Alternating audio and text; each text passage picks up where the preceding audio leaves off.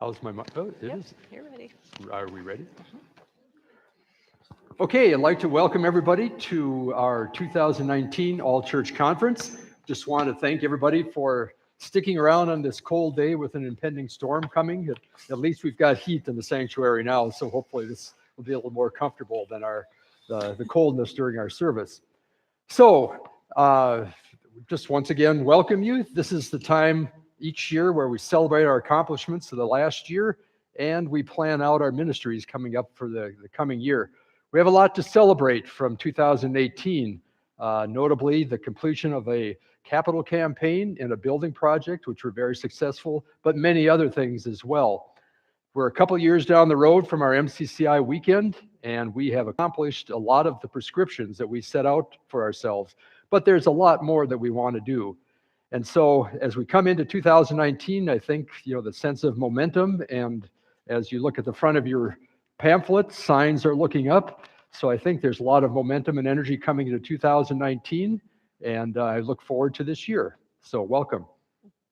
In a day like today, it's a little bit hard when we have new visitors coming in to welcome them. It doesn't always feel like we're as welcome as we want to be, but for me, what I've seen over this past year is that our welcome has become so active. We have become so active with our presence and moving out into the community, as I had mentioned in my written welcome.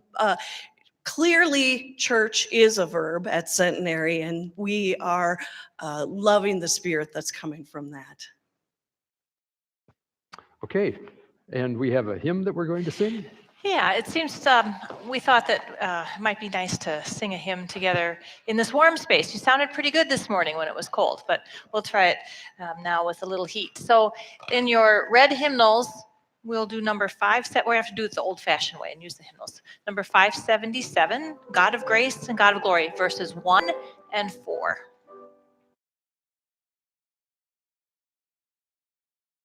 If you want.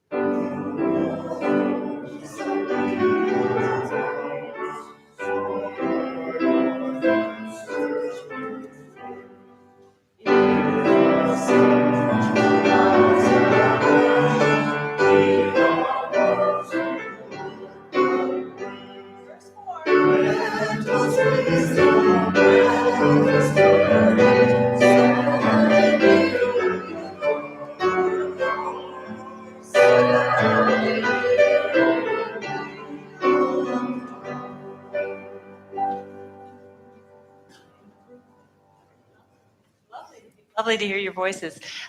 Be seated. And in harmony. Oh, we look forward to harmony here in our meeting. So I'm going to call together our church conference. This is for our business concluding 2018 and preparing for 2019. I have permission from the district superintendent to have this meeting here and do our plans. And so let's start with a prayer. Gracious God, we give you thanks for this church, for its 165 years of history, and for the future that you have laid out before us. You have been our home. This place has been home to many generations. And we pray that you would continue to work your love and your heart and your sense of home in this place, and that you may infuse us with your spirit and lead us into your future. Be with us this day. Amen. First item on our agenda today is to approve the minutes from our last all-church conference of last January. Those minutes are shown on page 3 in your booklet. So if you want to take a couple moments to look those over, see if there's any questions, any corrections, but We'll take a couple minutes and you can read through them. The other thing I would mention is that if you have questions now, or if you're speaking about something in the future during this meeting, make sure you come up and use the microphones that are up at the front and state your name, first name and last name, for the benefit of the person who's taking minutes.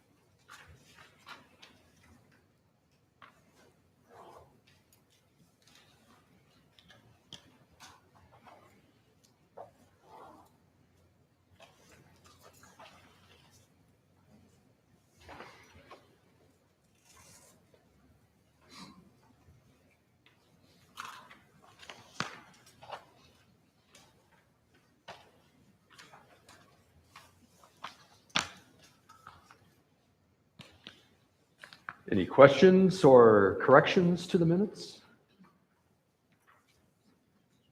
Give you just a couple more seconds to take a look.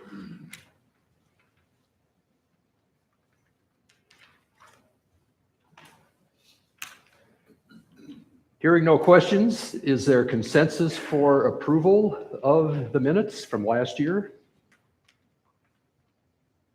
So moved. Is there anyone who wishes to stand outside the consensus? If not, we'll consider the minutes approved by consensus. Thank you. Now for our next. So we I'm have a going to speaker. switch the agenda around a little bit. I had a spot near the end, but we're moving this up. We wanted to have a couple of spots where we could kind of get a peek at what some of the ministry of Centenary and just hear from some of the voices of what Centenary is up to. So I've asked Thad Schunkweiler to come and speak. Jim Gibson and I started a class this last year called Leadership Discovery, and 5 of our new members participated in that, and Thad's going to tell us about that. You can come up right up here. This one works too? Or? That works too. Yep. All right. Maybe. Is it working? Okay. All right. Thank you. Thank you, Pastor Michelle. My name is Thad Schunkler. My wife is Lisa Chesley. She's unable to be here today, but we've been coming to Centenary for about 2 years and became members about a year ago.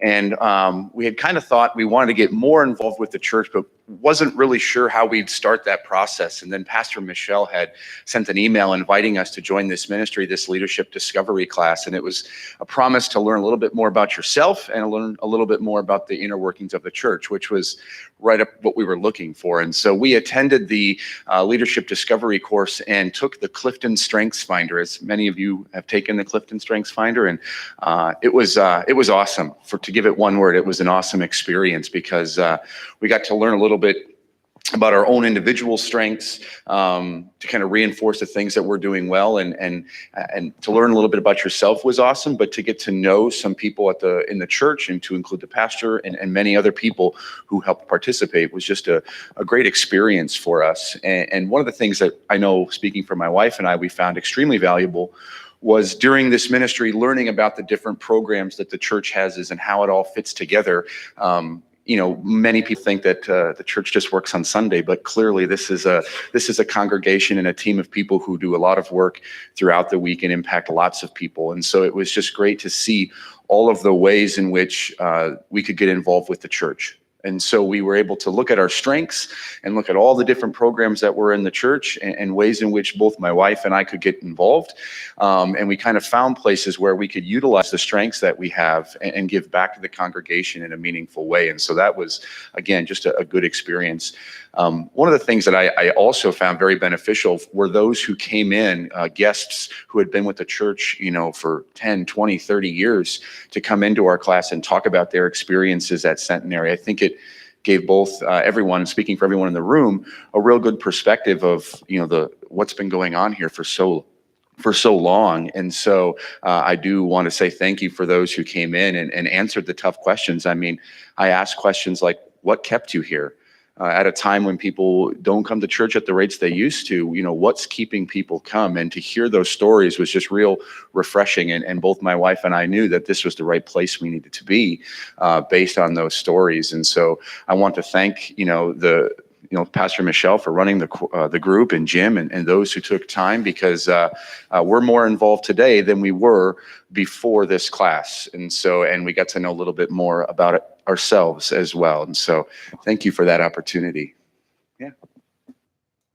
Great, thank you, Thad.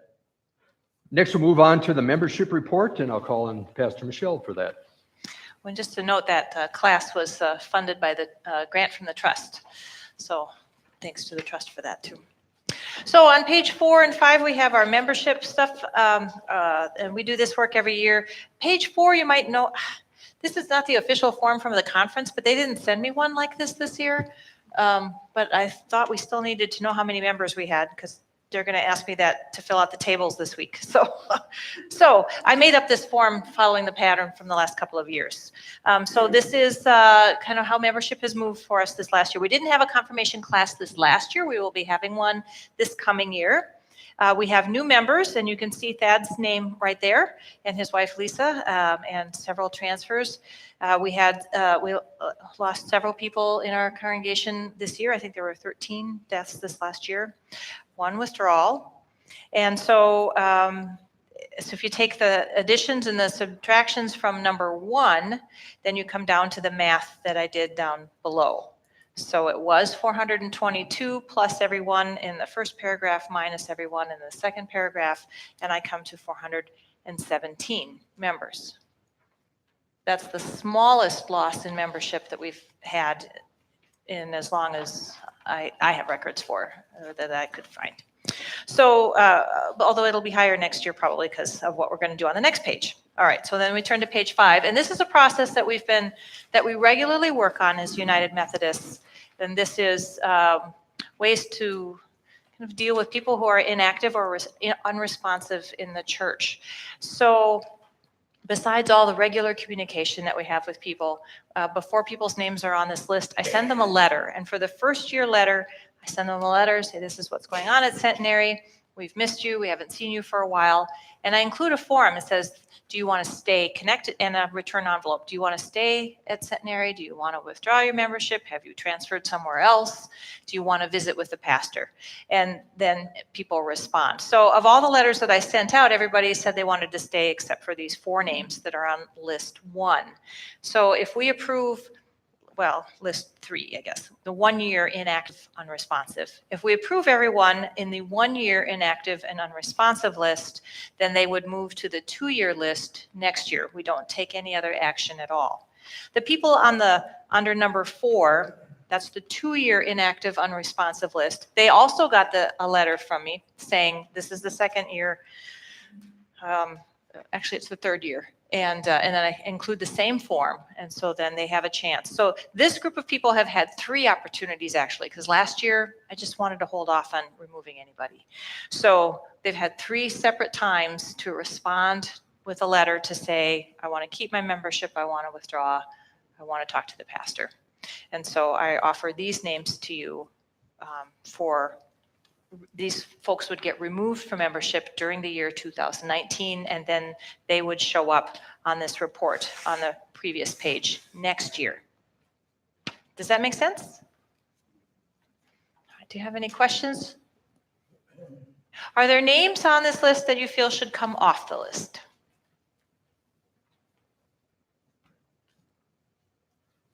Craig? I do have one question. When we send this letter out, do we have printed on the envelope address correction to the U.S. Post Office so we know that it was actually delivered, or we find out if the person has moved? We do find out, yeah, we do get responses back and some of the folks have moved and we don't know their next address, but we do regularly with our mail make sure that we have that done. At least we are doing that now. Other questions? So let's just do the 1 year. Do you approve by consensus the list of the 1 year inactive list? Does anyone need to stand outside that? Okay. And do you approve by consensus the 2 year inactive unresponsive list, thus removing them from membership next year? Yes? Does anyone need to stand outside that? Okay. Then that is approved. Thank you. And now I invite Andrea Williams to come and speak. I asked Andrea to come and talk about her experience in It's a Wonderful Life, a new experience for her. I think that came apart. Did it come up? Oh, look at I don't think it's supposed to do that. yeah. Okay. Yeah, problems with props, I tell you. It's a stage, it's theater for you. Well, my name is Andrea Williams, and I had no theater experience when I came into the It's a Wonderful Life. And I actually didn't even have a role. I was extra, I didn't have any speaking parts. But you don't have to have a big part to have a big memory of it, to have a big experience. And that's kind of what happened for me. I got to enjoy meeting the cast, and because we were a big cast of all different ages, very quickly it started to feel like a family. And I got to wear all the fun hats and costumes and all of those things too. And it wasn't just a little church play. I thought, oh, I'll do the church play. But no. This was the real deal done right, with all the bells and whistles, both on stage and behind the scenes. I was blown away by it. And as a fan of the theater, it was really fun to see this backstage look at the play and how it comes together from words on a page to a full production. Some of my favorite memories were the warm-up that we did before the play. And at one time, we had to yell out our favorite line from the play. And my husband yelled out, "To the rabbits." And I yelled out, "Sentimental hogwash."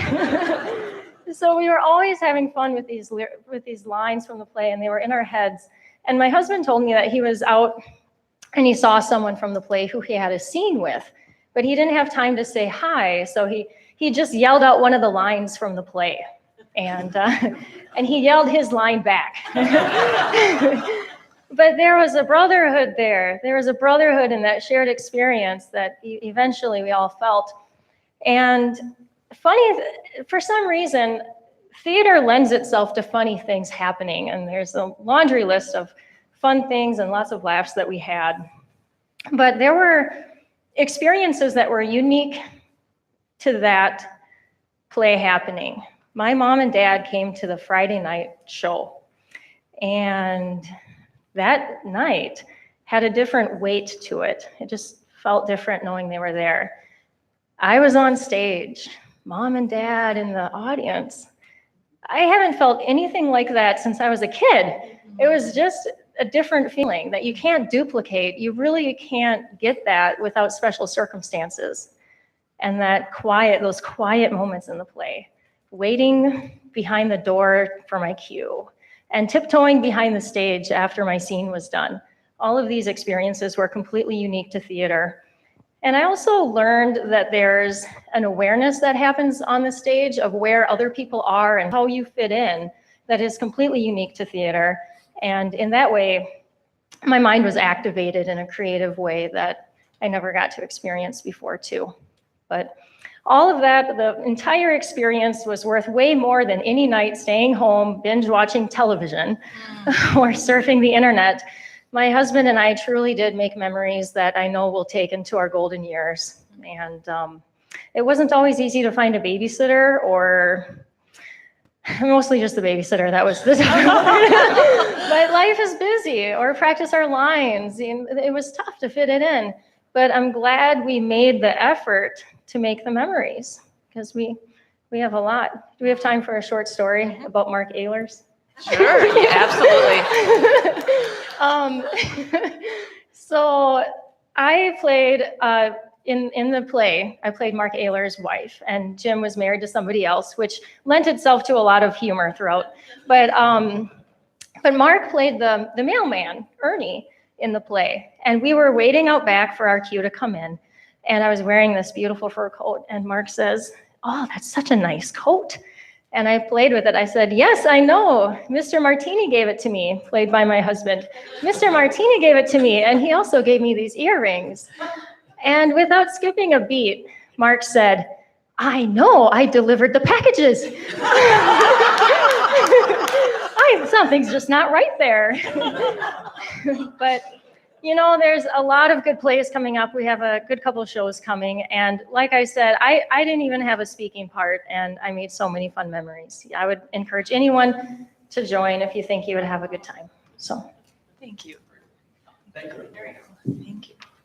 We'll move on next to the item on our agenda where we review clergy salaries. I'll call on Drew Hood, the chair of our Staff Parish Relations Committee, to go over that with you. I don't get to talk about anything as fun, whether just Michelle and Erica's salaries in front of them. Ultimately this year, when I was looking back at the notes from a meeting a year ago, it's pretty much the exact same. So for our pastors as well as for the rest of the staff, the increases were held pretty much to what inflation is. There were some minor adjustments from that because of new requirements for Erica, now that she's been with us X number of years, and there's some changes to health insurance. So pretty much inflation rate increases. I would like to take an opportunity as well to say thank you to our pastors. They've done a great job, and the number of hours that they put in and the wonderful things they do is not just reflected in these documents 5 and 5A. So with that, are there any questions or comments someone would like to ask? I might just mention that these salaries were actually approved by a charge conference in November because we had to get them up to the conference before the end of the year. So these have been approved by the charge conference. There's no action that we need to take today. Great. Thank you, Drew. Do you want to introduce the next one? Yes. Now, some of the fun things that we've been hearing about today, the leadership discovery class and the It's a Wonderful Life and the video too, all were funded by the trust, which just gives us so much more robust ministry here. And so Joe Farnham, would you come and share with us about the trust report? You can use those or this one up here. The report of the trust is on page 11, and I would draw your attention to that. But before you wander off and read that information, skip to the Board of Trustees 101, which is on the following page. This was created a number of years ago by Charlie Berg, and we're in his debt because it does accurately and completely reflect information you need to know about the trust. The important thing is that there are two main forces in the church organization and structure. One of those is the administrative council, which represents the programmatic, ministerial, and operational side of the church. And then there is the trust, which you hear of often, but perhaps do not know precisely what it is.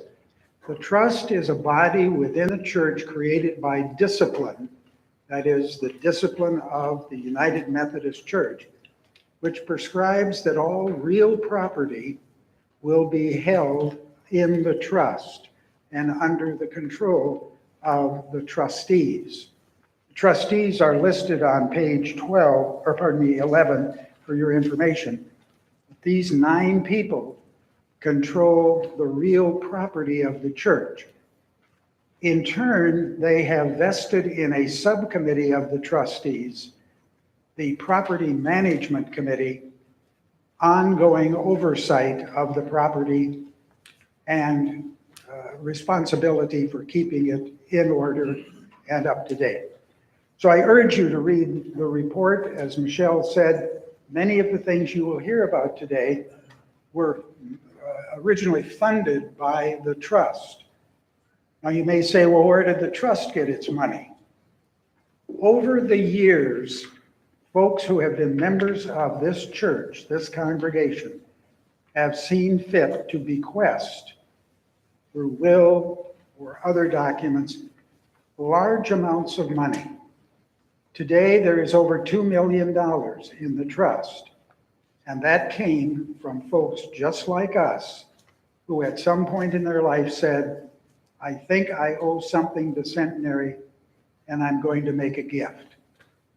We received 2 of them this past year from Ruth Nestle and Jean Audrey Powers in the tradition of the trust.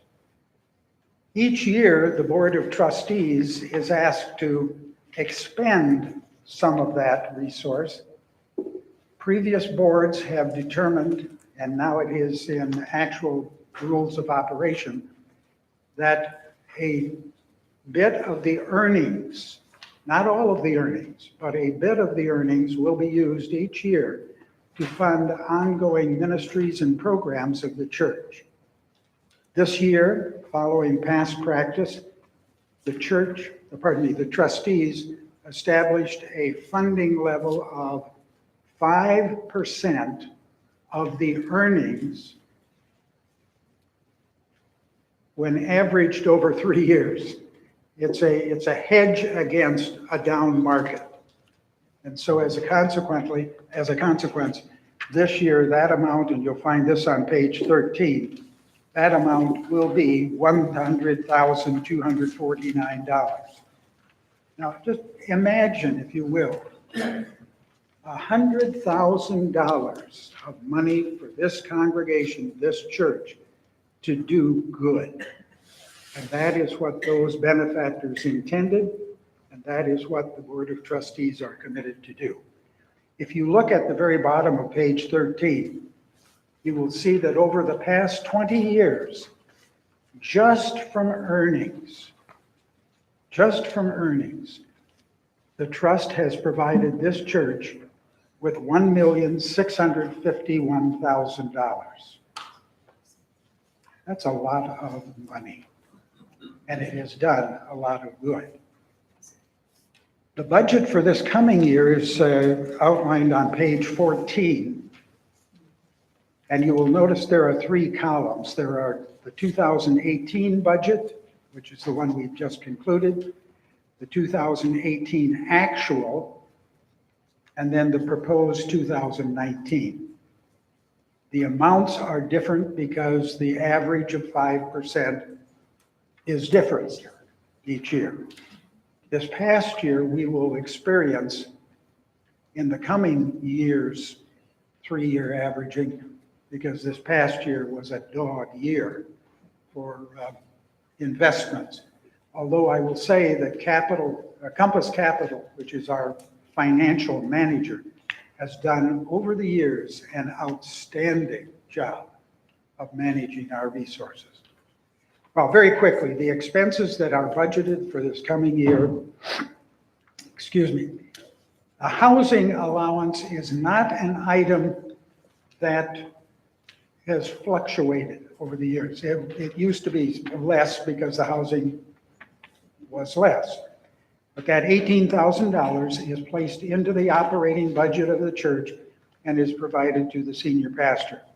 Scholarships, that is something that a past benefactor initiated, is now funded out of the trust itself, as are camperships. And then the next items, and you may wonder why there is no funding for technology, church growth, Holy Grounds coordinator, and the bookkeeper. There is funding, but it has been batched, if you will, into operational support of $53,000, which is the amount that it was this past year. It simply makes it simpler for the finance committee to work with when we just directly grant them a sum of $53,000. The Ministries Development Fund, that is a catch-all fund out of which we fund things like A Wonderful Life, concert, well, you can see them on the page. I'm not feeling all that well, folks, so just bear with me. I'm the product of an epidemic. The Ministries Development Fund is a single amount of money that the trustees will determine the expenditure of during the coming year. And so it's not predestined to go any particular direction. Trust management fee is the fee we pay our money managers. And then carryover from this past year is $17,800, which means that out of that budget from last year, we didn't spend it all. And it still is available. It's carried over. Are there any questions concerning this or the report of the trusts? Okay, thank you. Thank you, Joe. The next item on our agenda is another example of Centenary's ministries, and I will ask Pastor Erica to introduce it. When the youth traveled to Harvest Farm this last summer, we had the chance to work with the Denver Rescue Mission, and they do a feeding program that's on a scale far beyond like thousands of people a day. And as we came in as volunteers, they had these fabulous videos that they had us watch that showed us the mission, that talked about how we were going to work kind of through the day, and really was a great way for us to learn what we were getting into in a short way. And so as we're driving back, I thought, we need to do this with Holy Grounds. One of our prescriptions was to grow our volunteer base. And so how could we best do that? So we approached the trust and asked for one of those ministry development grants. And could we work with a filmmaker here in town to do a set of 3 videos? And so we have created 2 so far. We have an orientation video for our volunteers. So any of you that are interested in volunteering, that is going to come out in publicity soon, and you'll be able to see that.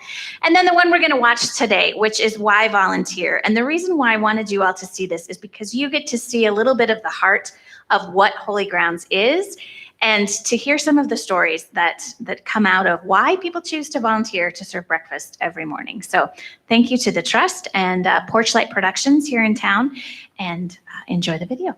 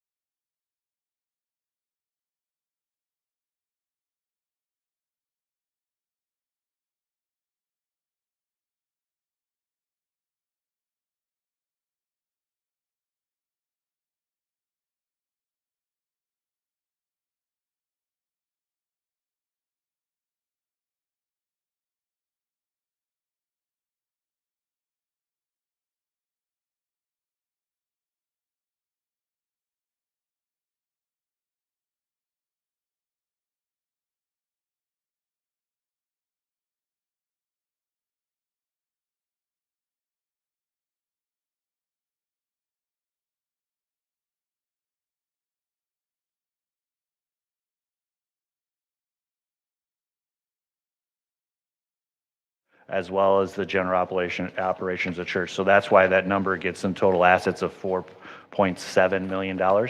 Because again, as Joe mentioned, the trust has a value of just slightly over $2 million. So those dollars all show up.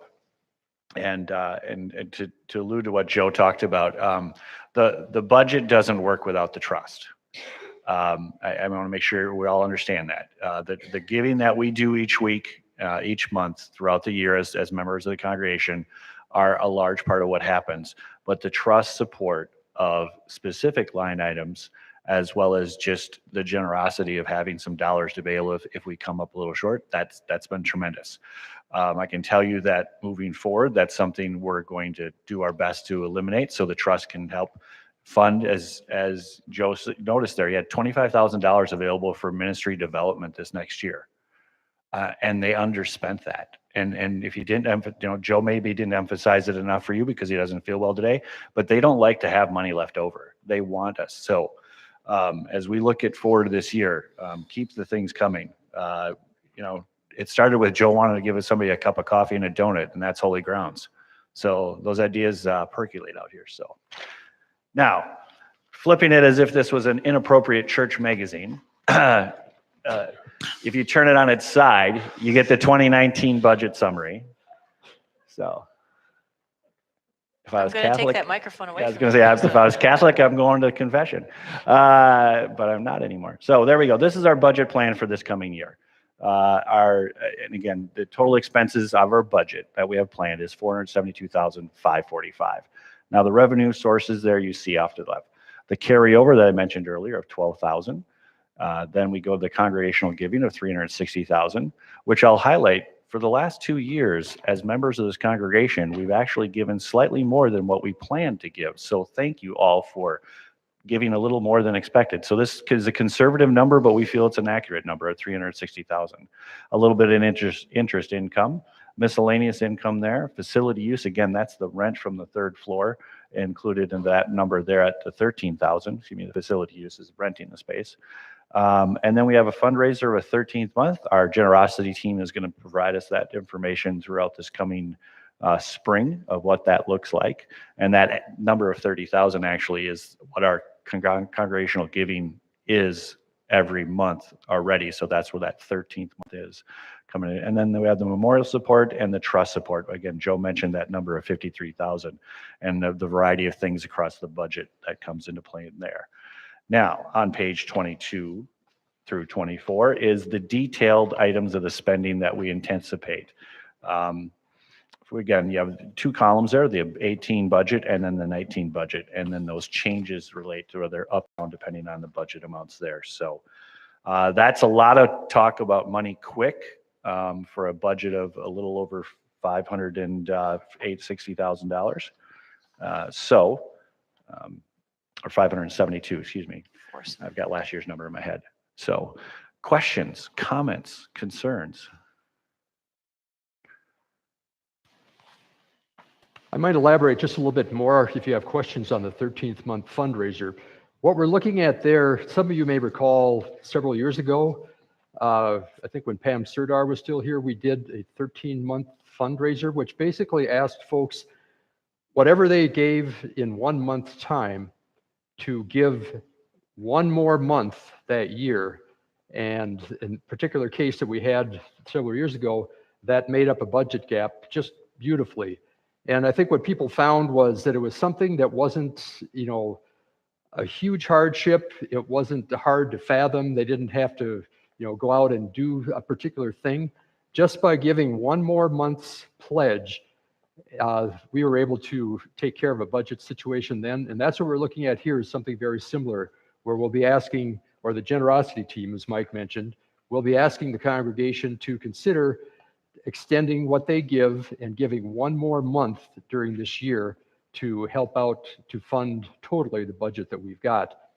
Another thing that we're looking at coming up this year would be to put together, and Pastor Michelle, maybe you can speak about this just now, a task force that would look at some of our long-term sustainability issues as far as making sure that we can fund the budget each year? And do you want to speak a little bit Sure, we'll about be that? asking the finance committee to work on a task force this coming year so that we don't have to come back and have that $30,000 that we're trying to figure out again next year, because it's been pretty persistent. Centenary has been really pushing to grow over the last several years, and so we're always funding a little bit more than is very comfortable for us. We're doing some stretch funding, but we're going to try to figure that out and close that gap. So we intend to be very intentional about looking at how do we close that gap in future years. Other questions or comments for Mike or for us? I will say, when it relates to some of the detail of the budget, we do anticipate, and today I know is not the example, but we do anticipate our utility rates and bills to lower because of the updating of the roof, the HVAC unit, those type of things that are more efficient related to the ones that we replaced, as well as the use of the building being a little bit more determined than it once was before. So some of those numbers we anticipate to be a little more manageable when it comes to utilities. So this is something that we do need to have consensus on. And before I ask for consensus, I'll just ask one more time if there are any questions or comments or concerns.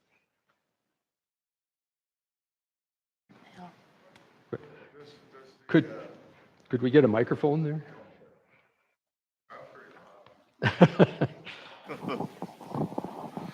Okay, we went from 2 services to 1 service, and is that only reflected in the change for the contemporary worship musicians? Is that the only And the organist. change? And the organist. And the organist? Because she works not quite half, a little bit more than half, but yeah. Okay, I didn't find the organist, so. Anyway, I just wondered if that was a savings. Yep, a little bit. Great question. And then one back there. Oh, yes. Lou, I think. Here, Lou, where? Back row. Is it on? Oh, Okay. he's got it. Could you explain again what you mean by facility use? That's a revenue of $1,500. I missed that. Well, that's the Korean congregation gives us some money if we have a wedding, things like that. So that's separate from the money that we receive from the renters on our 3rd floor. Where do we find the income from what's been known as the Williams property? Broad Street. The Broad Street property, that falls under the trust because it's an asset that they control and maintain. I'm going to draw a blank on the number, Joe, just because I haven't looked at that in the last few days, but let me quick.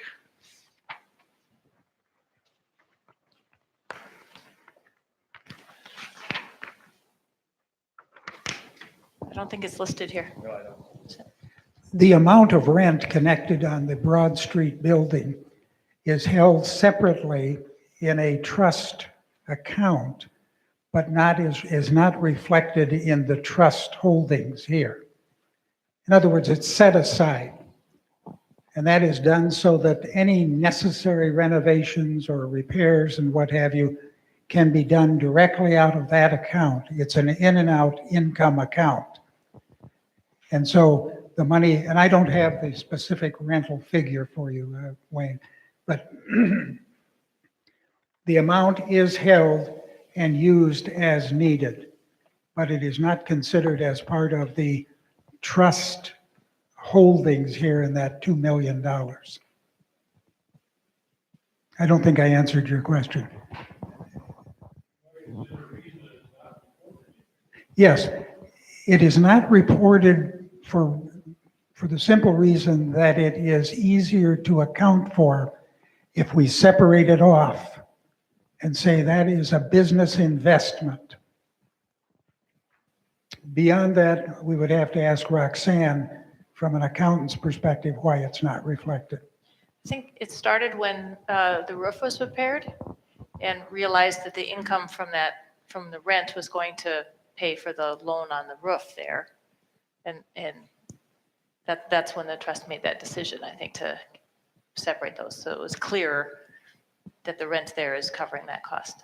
It's listed as an asset of the church, and the trust holds that as such. But as Pastor Michelle said, when it came to a repair, that's when the trust realized, okay, this doesn't need to be a in and out that we use as an operational for the trustee's perspective, as much as it's a role and responsibility of maintaining the property itself. No different than a landlord in a renter situation. Their rent pays back everything that has to happen there. Is that money reflected somewhere in this document? I It is don't not, believe that because- it is, but we could certainly get what we call the dashboard that Roxanne puts together for that property. We can certainly get a hold of that and get that to you. It shows all the ins and outs. We do count it in our tables at the end of the year as we put those together for the conference. But we'll make a note of that and we can get that can- recap of that property for you. We can add. We'll add another page. Thank you. Other questions? Yeah, Lou? Joe, the question is approximately how much money would be in that account for the Broad Street property? Reflects all trust holdings. And again, I would have to defer to the accountant. I don't know where she puts it. But the trustees do receive a monthly report on that particular property showing Yes. expenses and income. So we will get that report and we'll get that to you. Sure. Wait, get the microphone there. I'm speaking out of turn here, but this is really the first year that the trust has had excess income because it took 3 years to pay the loan on the roof. We used all the rent money to cover that loan. So this is the very first year. So I think the numbers you have here do reflect exactly what's in that account.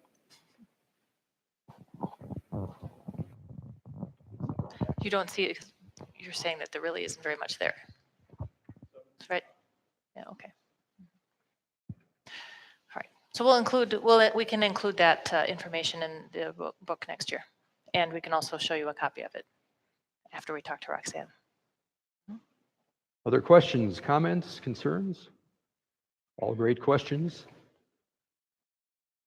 Okay, I think we're at the point to where I will ask, is there consensus for approving the 2019 budget as shown in your booklet? And if I could at least get the heads nodding and people saying yes. Is there anyone that wishes to stand outside the consensus? If not, we'll consider the 2019 budget approved by consensus. Then we'll move on to the shared ministries report, and I'll ask Pastor Michelle to cover that. So on the if you open up the book in the back 2 pages, we have the shared ministry report for this coming year. And we thanked the leaders that served in 2018 and worship today. We've had lots of people in leadership in a lot of different ways. It has taken a lot of work for us to do the MCCI stuff.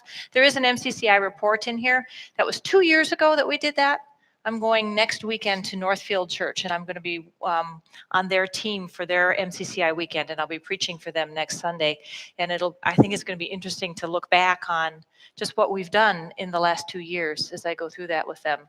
There's been a lot of different teams and a lot of different work. So this year, I think we've had a sense of which of those MCCI teams need to continue long-term, and so we've included a couple of teams. The administrative side is shaped pretty much the way that it has been, and we've shifted the ministry teams just a little bit because I think really through MCCI, we've really had to do some shifting around in how we're operating. So I'll start at the top. Charlie and Shelley and Jen Scholl are going to be serving for another year. Shared ministry is how we get people into leadership, and the new thing that we did this last year was this leadership discovery class. Pretty much everybody who took that experience is in leadership, will be in leadership for this next year. So I think that was very successful. I have an ask out for the staff parish chair. Don't have that yet because of the way that there's very strict rules about how SPR is configured. And so our generosity subcommittee has Laura Stevens and Sarah Frederick will be sharing the leadership of that team. And so that team has been hard at work this fall. And our giving went up this year. Our giving went up for the last 2 years. So I made a map of it this last week, and our giving has been going down precipitously for several years.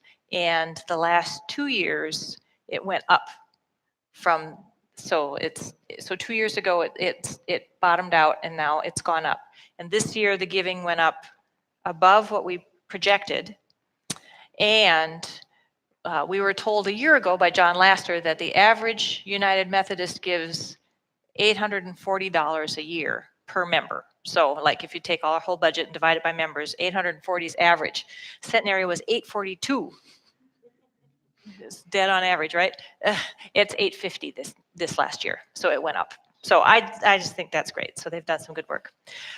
Do you want to talk about this next section?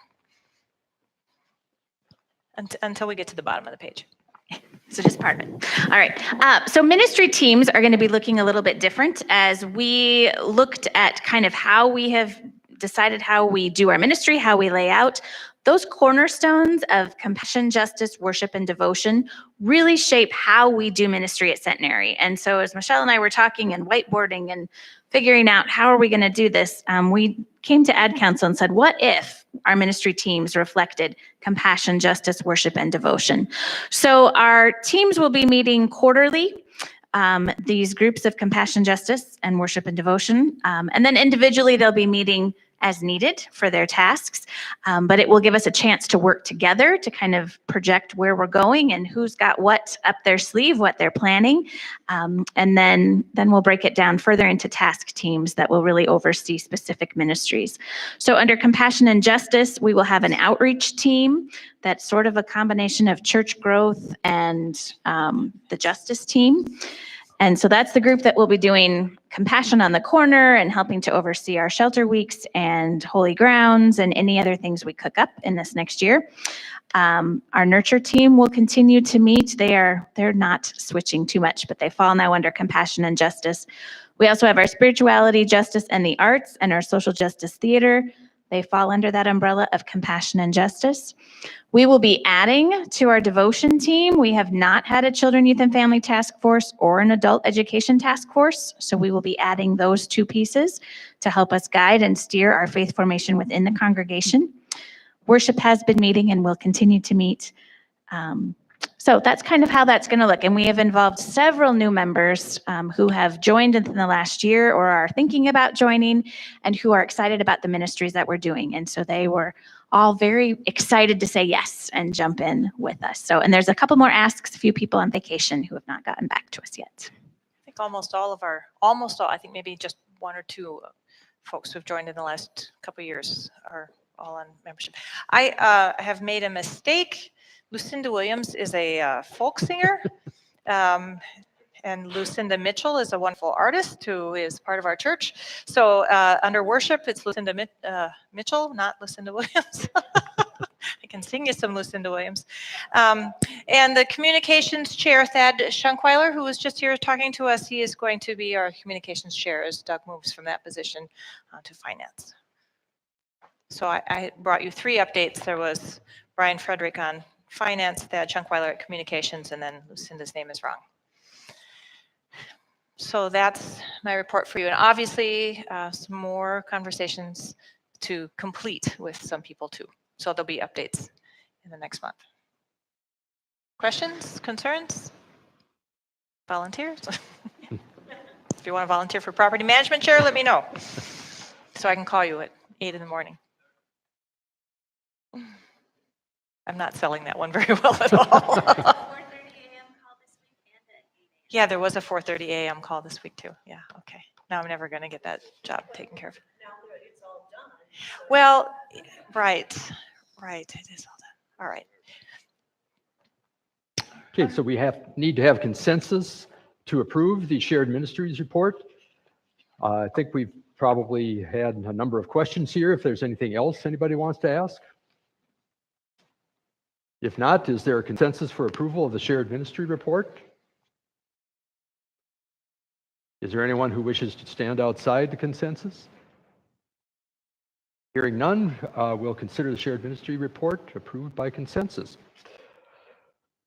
Now, the next item on there, is that the one that we already did? Okay. So right here. So we'll move on to our extravagant welcome capital campaign report, and I'll ask Doug Faust to give us that.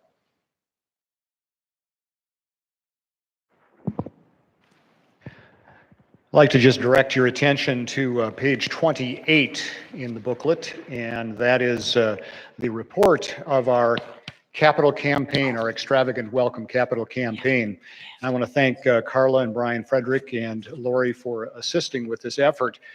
But when we started this campaign, really we kicked it off in April of last year. Our goal was really, as stated in that last paragraph there, to repair and refresh our space as a landmark of worship and service for years to come.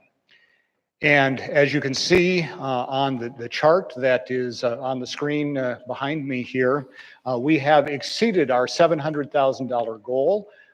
Pledge total $706,000, and you can see in the pyramid how all of those donations and contributions and pledges and so on to the capital campaign, how that all played out. We have exceeded. So $706,000 against the $700,000 goal. I think the biggest thing that I would just like to reflect on is people, there's an old adage that people talk with their checkbooks.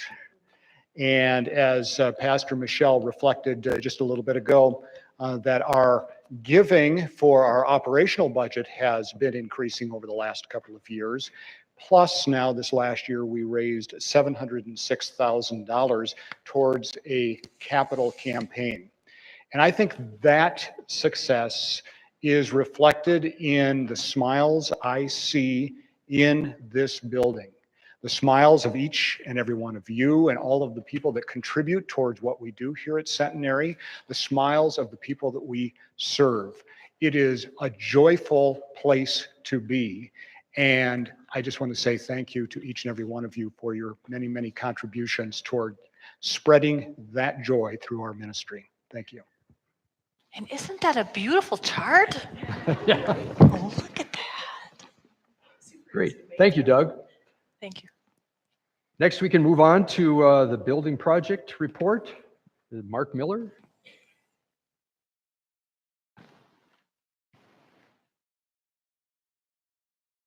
Little did I know, pulling into the Perkins parking lot this morning, planning on having eggs, I received a call from Pastor Michelle that we have no heat. Egg was on my face. So just a brief review of this morning. What happened this morning was a fluke. It had nothing to do directly with the upgrade of the heating, ventilation, air conditioning system. There was a break in the radiator in the entryway. In the Cherry Street entrance, drained all the water from the boiler, no heat. So fortunately, with my technological expertise that I have, I was able to find the name of the gentleman from the HVAC company, and we were able to get the ball rolling quite a way. For those of you that don't know, I don't text, I don't do Facebook or anything of that nature. So the committee had one goal in mind, and that was to not exceed spending any money we didn't have or didn't have pledged. And for that reason, we went together and we individually voted on how we wanted to see things progress through this project. The one thing I told every contractor was I had to answer to 400 and some people anytime at any day. So they were prepared for me to ask a lot of questions. Number one was the kitchen and the dining in the commons area. And, you know, everything is visible there, and we're really one step away from being a commercial kitchen. If we ever want to do that, we just have to add a small portion of a wall. So the upgrades there was obviously removal of all the cabinets and countertops that did not meet any codes, and upgrading the floor and everything so that it's compliant to a commercial kitchen. We were able to repurpose the greatest majority of the cabinets and the countertops. If anybody wants to look at those, I have a picture of them in my son's garage, so you can do that. So, there were many things that went into that. It was the flooring, the lighting. We wanted to make it a very welcoming area, and I think we've done that with the lighting and the color scheme and things of that nature. Okay. The other thing next was the HVAC system, and I think things pretty much went according to plan there. Let me back up a little bit. In the kitchen area was the greatest ones where we had a number of change orders. You don't know what you're getting into sometimes until you get into it. So if you want to watch any of this old home and garden shows or the TV shows, you understand what I mean. You have to open up a wall sometimes to find out what's in there. So we did spend almost all of our contingency in that area. That's the other thing we did too, is we had about a 10% contingency built in along the way, just for things to come into play. So the only real contingency in the HVAC system was down below. There was a way that the airflow was being interrupted. That was changed right away, but we were also able to upgrade our fourth control system. So everything now is on the same control system and it's all computerized. And the one system flaw we had this morning was we don't have an alert system to go to Erica, the pastors, and a few other people that the system has failed. That will be corrected. So the other area was the roof. There were 7 areas of roofing. We replaced 5 of them. The biggest thing there was we chose a company that repurposed the gravel that's on the roof for protection. All the other 2 companies didn't want to do that. And we upgraded the insulation to, the R value. So we should be having, notice some changes again in our heat bill there. So, okay.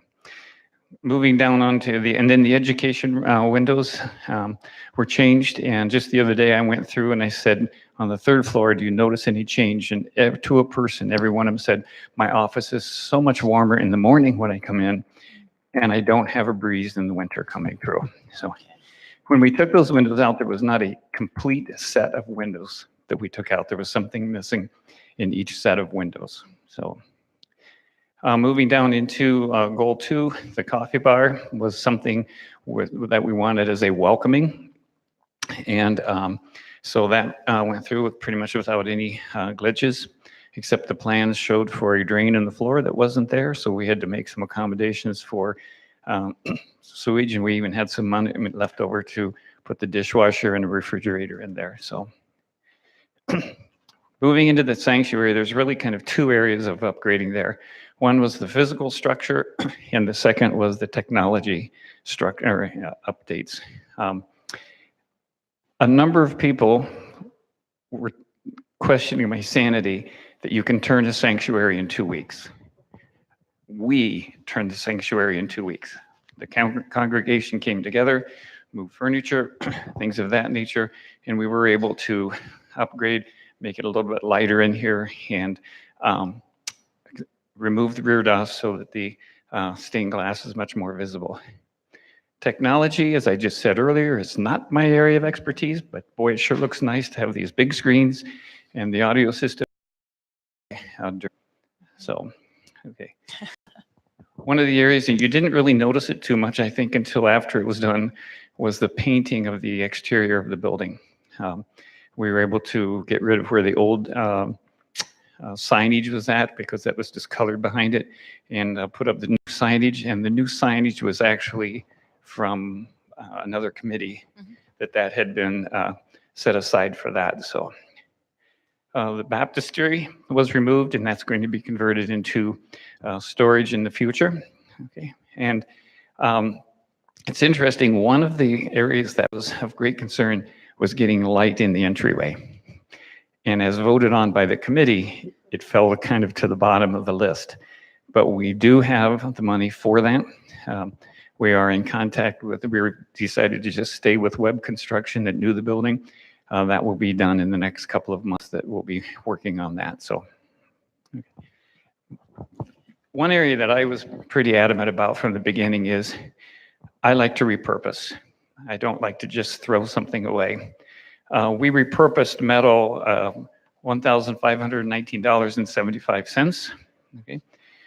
Through our Xcel Energy rebates to date was $5,327. And actually, we used a lot of that rebate money for that fourth control update so that everything's on the same system. So there was some other repurposing in there, as I said, but I don't have any exact numbers on that. So any questions?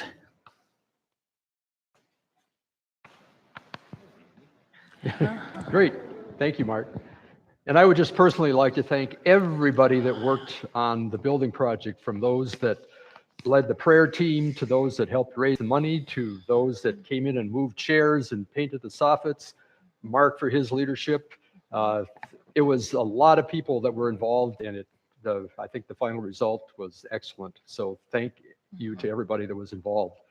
Thank you. So now we come to, there's a couple things that Michelle would like to cover. I'm sorry I didn't get this on the agenda, but on page 26 and 27, we have a note about our, last year we received a grant to add, according to one of our MCCI prescriptions, to add a children and family ministry director. So we hired Maddie Mardison this last year. We had very specific goals of adding new families, which we accomplished almost right away. Can you believe we had 2 new families visiting today and they sat through that whole service? That's amazing. So we need Maddie here. We need that position. So so on page 26 and 27, I included the letter here for you, but what we need to do is we need to approve receiving $4,000 from the conference to continue that.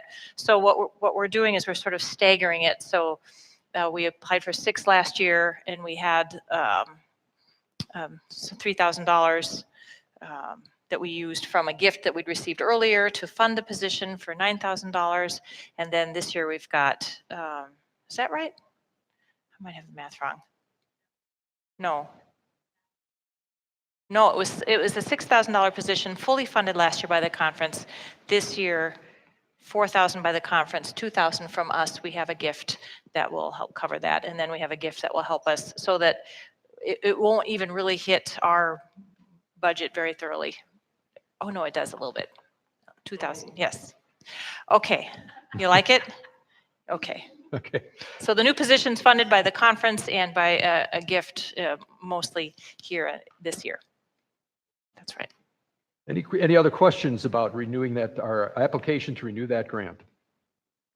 Is there consensus to approve our application to renew the grant? Anyone wish to stand outside the consensus? If not, we'll consider the grant renewal application to be approved by consensus. And now, would you like to cover some of the signs that are looking up? Yeah. So, so Kylie is our graphic guru. All my friends are jealous that I have Kylie here. She does such beautiful work.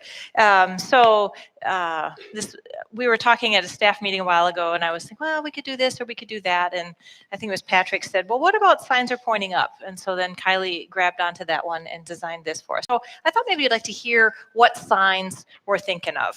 So I made a list, which you've heard some things already.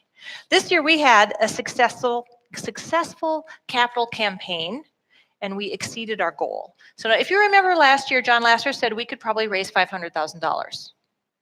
We have raised $706,000.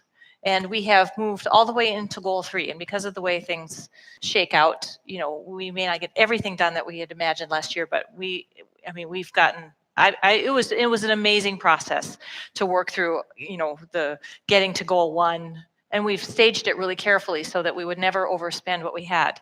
And then moving into goal 2, I really wanted to get the sanctuary done. I was so excited when the gift came in that clinched that particular project. And then now moving into goal 3, I really want those windows out there too. So I'm sure we all have our pet things that we're excited about. So it's just been amazing. I've never raised money for a church like this before.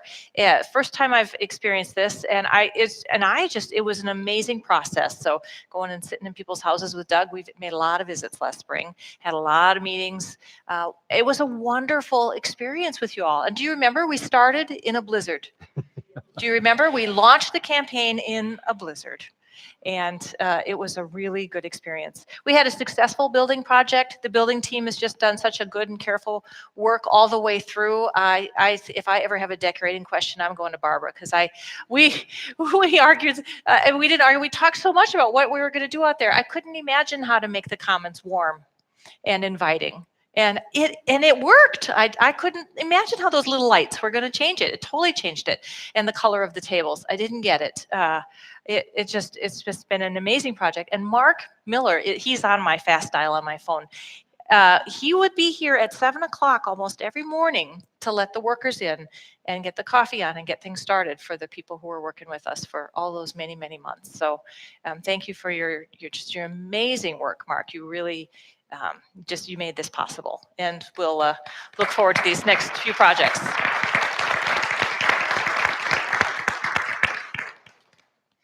We have had 2 years of increased congregational giving after years of decline. And I mapped it out. I mean, like, and then it stopped, and now it's starting to go up. That's amazing. So do you understand that? We raised $700,000. 400 and some of that $1,000 is already in hand. I mean, it's like we're not waiting for a lot of it. So we haven't had to borrow that much. We've borrowed less than $200,000 for our loan, for our 3-year loan. And you exceeded your giving. So this church raised, through pledges and giving, more than $1 million this year. That's amazing. And your average giving per member increased up to $850 per member, which is finally above the United Methodist average. Woohoo! Our membership decreased by 5, which it does. That's the smallest amount we've seen in years. So I want to say that is good news. Our worship attendance, now we had a glitch in the Excel spreadsheet. So I told my boss on January 2nd when he texted me, what was your worship attendance? I told him I had the wrong number. So I had to email him this last week and say, well, it didn't go up this year. But if you remember, we went to 1 service in June. And that does shift things. I knew it would. And then we added a Wednesday night service in October. Our worship attendance went up by 20 in the 4th quarter. So that is good. And that's over the last several years. So our 4th quarter was a better 4th quarter than it has been in several years. I think that's going to be our trend. I'm hoping, this is the number that my boss is always looking at. I'm hoping that our worship attendance is going to go up next year. I know why you couldn't reach your boss. Yeah? Because that person hasn't been born.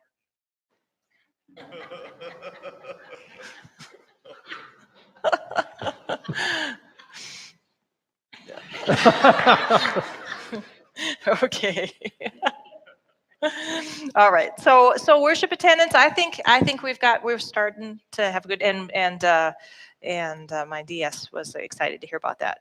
Our Christmas worship attendance increased by 25 this year after that same many years of decline. So I think that's good too. Our theater production this winter, wasn't that fun to hear Andrea talk about that? Oh, that was just wonderful. It raised the most money for a nonprofit ministry than any of them have done so far. So I think Shrek was our biggest attendance, but It's a Wonderful Life raised the most money. It was, what was it, 4,000? It was more than, yeah, it kept coming in. Mm-hmm. All right, so I just think that was amazing. That was amazing, and to pull that off after all the construction we did this year, and then in new space. Really, this was a new kind of space to do that. Not to mention continuing to serve Holy Grounds, despite having the entire first floor under construction for the whole summer. We closed hardly just 2 days. 2 days. So we turned the sanctuary in 2 weeks. When we had worship out in the park, we served Holy Grounds all but 2 days during construction. It was the 2nd year of the shelter here in the community. And this week we'll be offering shelter during the day in this horrible weather, because the community knows that will take care of it. And Eric is also working constantly with other leaders in the community to share with that. A successful theater production. I think we have to call It's a Wonderful Life a successful theater production. We hosted a New York theater event in our space, on the horrible old carpet. But But the day that we did that, the lights had been finished that afternoon. So when we had people coming in, it was meant to be a theater for people who experience homelessness, people, low-income people in the community, new immigrants in the community. They were coming in along with board members from New York City into our beautiful space. I thought, oh, we did it. We did it. Beautiful, beautiful space. And we hosted that beautifully and well. We launched a new member leadership discovery class. We're already seeing the results of that as people are stepping into leadership. So much easier to call and make an ask for somebody to serve when we had gone through that experience. And we added the Children and Family Ministry Director with support from the conference grant with certain goals to add families, and we have already met those goals and are looking at welcoming more. So Centenary, I just think this is good. Oh, this is so good. Wonderful, wonderful. So let's stand and share our litany of celebration. I'll say the first line here, and then you get the rest of it, and it is up there. Yeah. A fresh wind is blowing. Do you hear the sound of it? Spirit is moving amongst us at Centenary. God established our goods 165 years ago on the banks of the river, and so we reached his community. Still we spread our arms wide in love. A fresh wind is blowing. Do you hear the sound of it? The dance begins. Their voices flow from the nursery. You walk out and they play. Thus created harmony and courage to flourish here. All nations meet here to pray, to stand, to grow.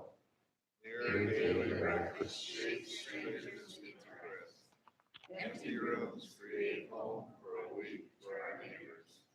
Old stories come to new on our stage, and the community grows inside and outside our walls. A fresh wind is blowing. Do you hear the sound of it?